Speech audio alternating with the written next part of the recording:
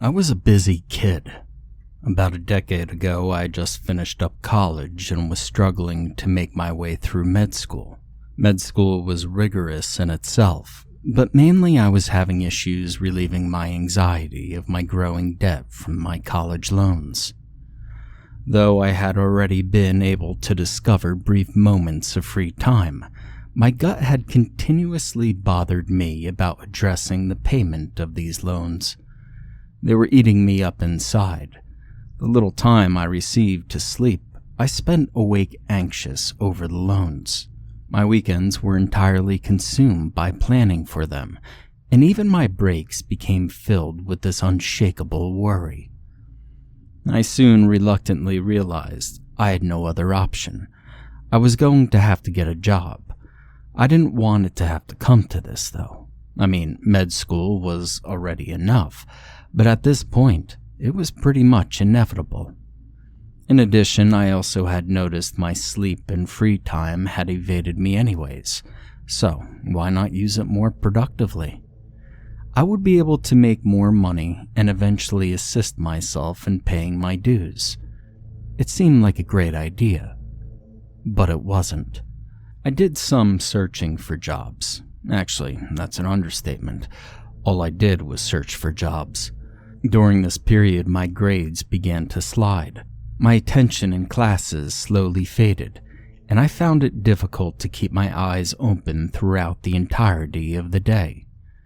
Job searching had soon robbed me of my work ethic and passion in the midst of occupying my life. And I had so much trouble just identifying a single job that was both desirable to my taste and that would fit my schedule. I couldn't work at a fast food restaurant since I found the environment too hectic. Babysitting seemed like a breeze, yet all the times were too unpredictable to manage. And lifeguarding wouldn't work since it required a full-blown license. I was having as much chaos in focusing and staying afloat in life as I was finding a job. Weeks went by as my unemployed life grew more and more discombobulated. I had no job, no attention span left, no ability to focus, and no drive. I was lost. I was most likely on the verge of dropping out since I had allowed the anxiety to meander its way right into my life with ease. I almost did, but something changed all of it. I remember being on a bus when I saw that unforgettable jacket. Ironically, I was looking for a job as a bus driver in the midst of finding it. The jacket managed to stand out rather noticeably among the crowd of passengers. It lay on an unoccupied seat, clear of anyone who appeared to be the owner of it. Alone on the seat, it expressed its vibrant glow of red and had shown its intricate design consisting of some swirly abstractness within the clashing of some black stitched lines. It looked to be more of a windbreaker than anything. Its cloth was thin as I switched seats to feel the texture. The collar had extended high around whoever the wearer's neck was, and it seemed to have pockets in every possible area.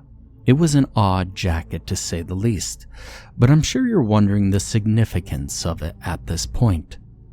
Holding it in my hand, I felt the notion of some design on its back. Turning it over, I was greeted by 3 large neon yellow letters that read DCW. Shifting my gaze, written below it was in small script, Detroit City Watch. I now sat there thinking about the possibility of taking on that job. It was at night, therefore it wouldn't affect my school times, and it seemed simple enough. I couldn't truly find any downsides to taking the job after thinking for hours. It almost seemed to me as if that jacket was somehow purposefully placed there by someone or something. It came at the exact right time. I located the nearest office and applied for a job. The man at the counter gave me paperwork to fill out, and then asked me a few questions. It seemed simpler than any other job I had ever applied for. and the man talked to me for a bit, but rather than an interview, we just discussed the level of play from the Pistons and the Tigers. They're local sports teams. He was a laid-back person, and didn't really strike me as someone who would be a strict boss. He swiftly cut off our playful chatter and gave me a grave look. He stared directly into my eyes and kept his expression stagnant. He spoke. "In all seriousness, Detroit has become a dangerous city, and there's a reason our city watch gets a salary. There's a reason why we're larger than any other division in the U.S. You understand what I'm saying here? You promise to take this job seriously?" I felt a little discomforted and almost threatened, but I shook the feelings and responded with a similar look, saying, "I do." I got the job with ease after that and began working the night shifts. It was fairly easy. I was alone at my post due to the low level of danger, and I got some peace and free time. I finally began to get back into the swing of things. Life grew simpler as my worries began to disappear. Anxiety had been lifted, and I once again strictly focused on med school. I felt happy once again, and actually found myself with more free time than I had before I had a job. Everything was great, but that wouldn't last long. I was assigned a new position due to the needs of the city. Once again, it was low risk, and I was by myself, but the environment was quite different. I now was directed to watch over an apartment complex from a towering rooftop of a nearby skyscraper.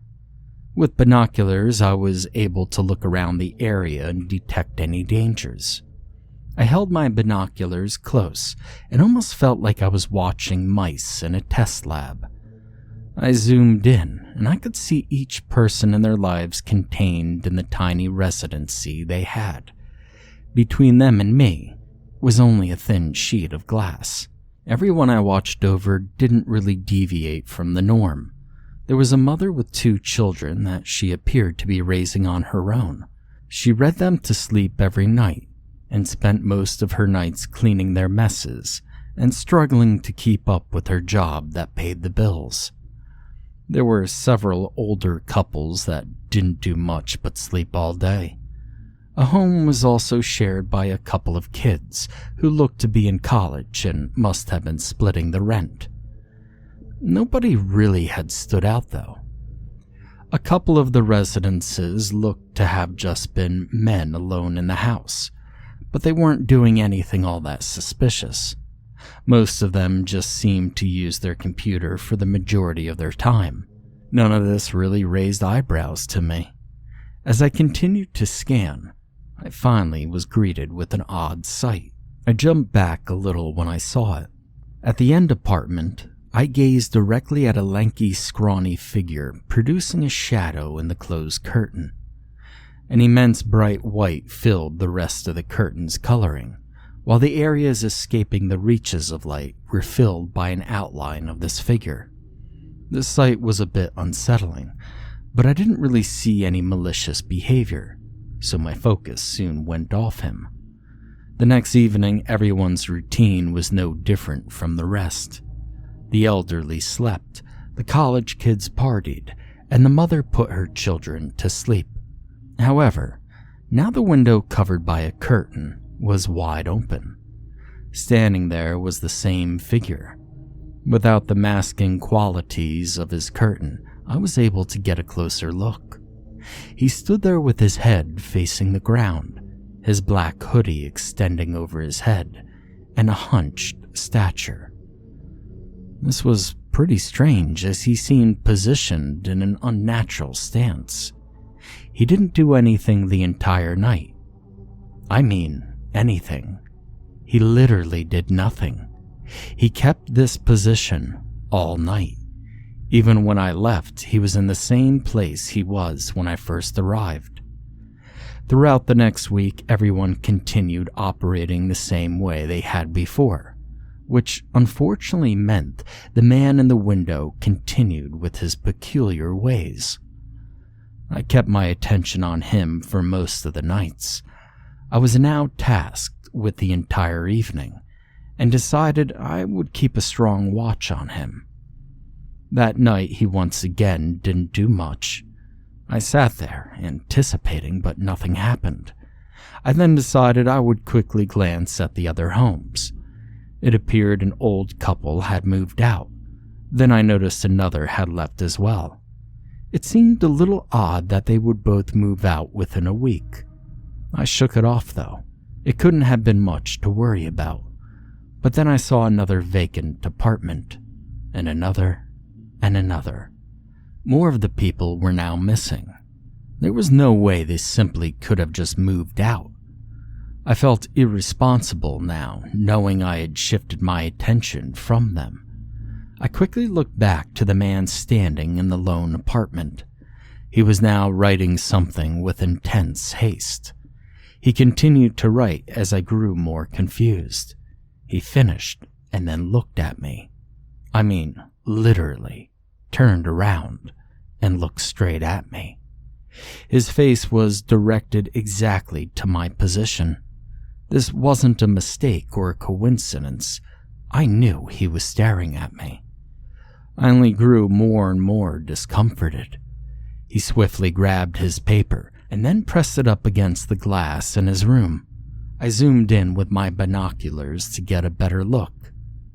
It had read, "I am just a distraction." What could that have meant? I thought.